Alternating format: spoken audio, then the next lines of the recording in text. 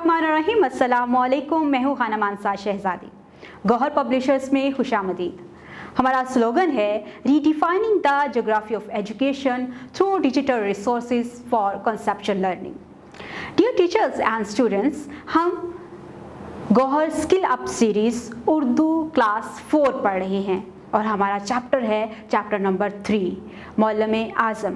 तो प्यारे बच्चों, आज हम मौलम-ए आज़म की पढ़ाई करेंगे। आपने इस सबक को गौर से पढ़ना है और नए अल्फाज को सीखना है। तो चलें आइए चलते हैं अपने सबक की तरफ। आज के इस सबक में तुलबा इस काबिल हो जाएंगे कि वो वाक़या को दुरुस्त तलफ़्फ़ुज़ और लबो लहजा के साथ बयान कर सकें, नसर को दुरुस्त तलफ़्फ़ुज़ और रवानगी के साथ पढ़ सकें और मुश्किल अल्फाज को पहचान कर अपने जुमलों में इस्तेमाल करने के काबिल होंगे, इमला को सेहत के साथ तहरीर कर सकें।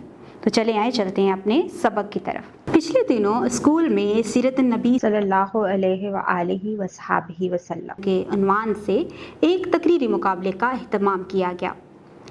इस साल मुकाबले का उन्वान था हज़रत मोहम्मद रसूलुल्लाह ख़ातमुन नबिय्यीन सल्लल्लाहु अलैहि वसल्लम बतौर मौलम-ए आज़म। मुकाबले में 4 स्कूलों के तलबा और तालिबात हिस्सा ले रहे थे। मुकाबला गवर्नमेंट हाई स्कूल के हॉल में मुनक्कद किया गया था। उसी स्कूल के प्रिंसिपल साहिब इस तकरीब के मेहमान ख़ुसूसी थे। हाल खचाखच भरा हुआ था। सब लोग बेचैनी से मुकाबला शुरू होने का इंतज़ार कर रहे थे।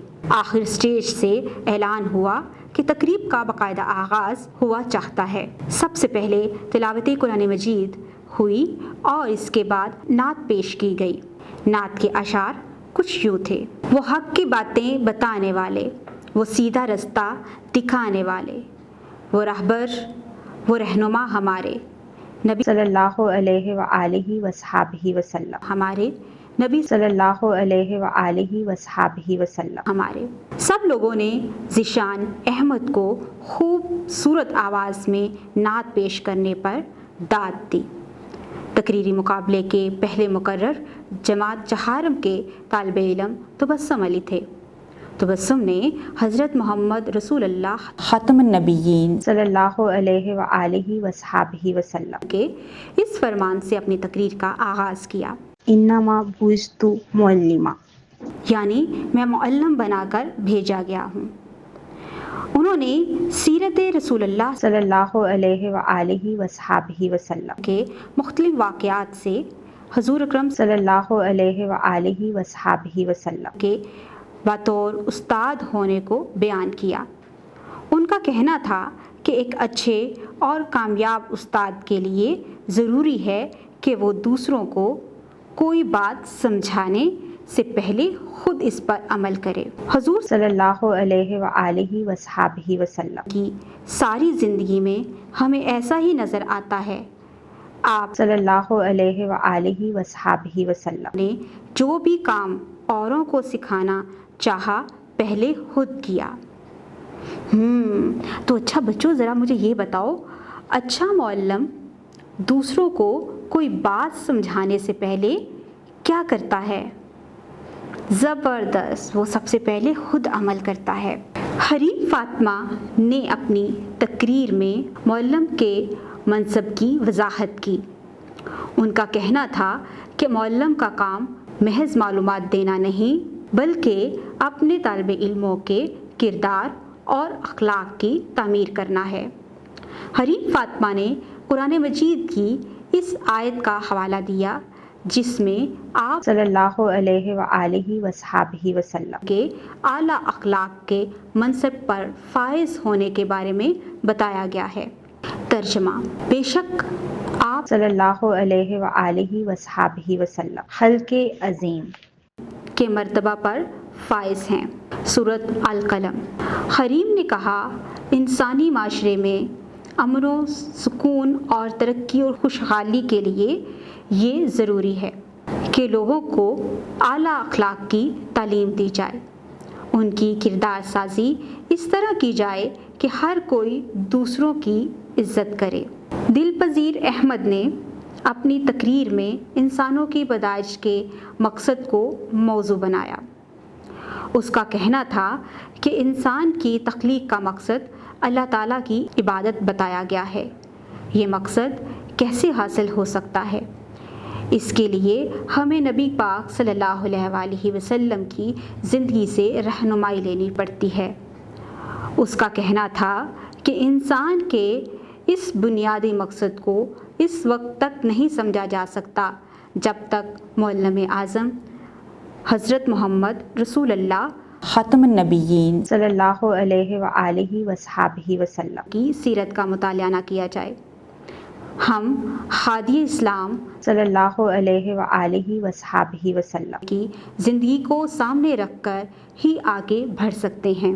اچھا ذرا سوچ کے بتاؤ مجھے کہ انسان کی تخلیق کا مقصد کیا بتایا گیا ہے؟ انسان کی تخلیق کا مقصد اللہ تعالیٰ کی عبادت بتایا گیا ہے۔ چلیں اب آگے بڑھتے ہیں۔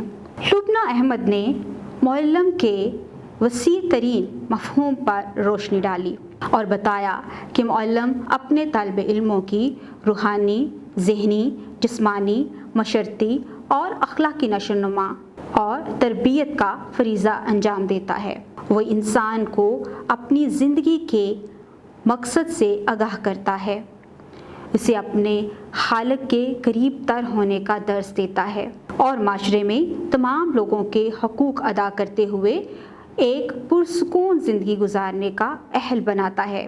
حضور صلی اللہ علیہ وآلہ وصحبہ وسلم کی زندگی کا ہر پہلو بہت جامع ہے۔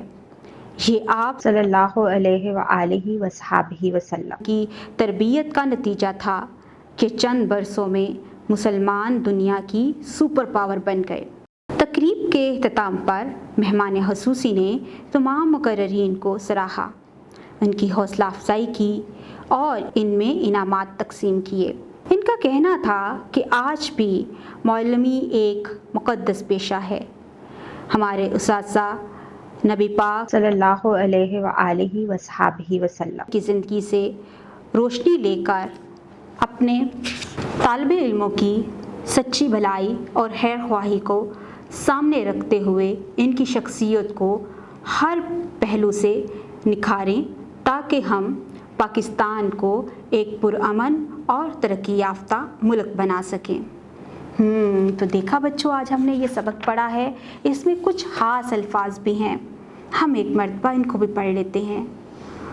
منعقد کرنا، خاتم النبیین، منصب، کچا کچ، فریضہ انجام دینا، جامعہ۔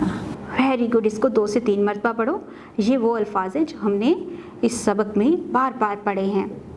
تو پیارے بچوں، ہم نے آج معلم اعظم صلی اللہ علیہ وآلہ وصحبہ وسلم کے سبق کی مکمل پڑھائی کی ہے۔ آپ نے نئے الفاظ سیکھے ہیں۔ اس کے ساتھ ہی ویڈیو کویشچنز میں میں نے آپ سے کچھ سوالات پوچھے ہیں تاکہ آپ ساتھ ساتھ چیزوں کو یاد بھی رکھ سکیں اور بہت کچھ سیکھ بھی سکیں۔ امید کرتی ہوں آپ نے اس ویڈیو سے بہت کچھ سیکھا ہوگا۔ مزید سیکھنے اور جاننے کے لیے ہمارے ساتھ رہے گا۔ ملتے ہیں اگلی ویڈیو میں، تب تک اپنا بہت سارا خیال رکھے گا۔ خدا حافظ۔